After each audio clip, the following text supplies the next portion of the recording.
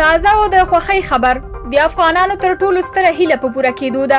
د بین الافغاني مذاکراتو په اړه ښه خبر دا دی چې کله او چیرته پیلیږي. دا هر څه په دغه ویډیو کې وګورئ او مینا ټي وي چینل هم سبسکرایب کړئ.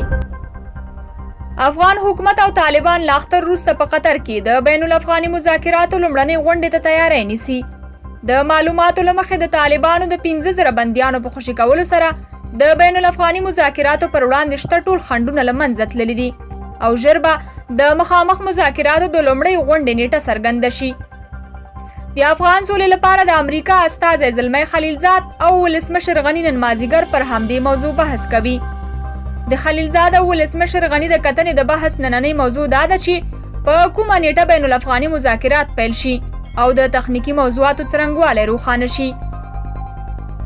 په ورته مهال د ملي امنیت سلاکار نن په کابل کې د آلمان سفیر اکسل سایډلر سره کتلي او د دواړو د کتنې د بحث موضوع د مخامخ خبرو د پیل په اړه وه.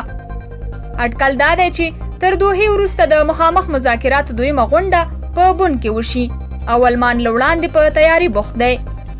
دا په داسې حال کې ده چې د اختر ورځو کې د طالبانو لخوا اوربند اعلانول د افغانانو د تور هرکلي سره مخ شوی او د یاد اوربند غځېدل غواړي. ګرانو کتونکو، تاسو په دې اړه څه نظر لرئ؟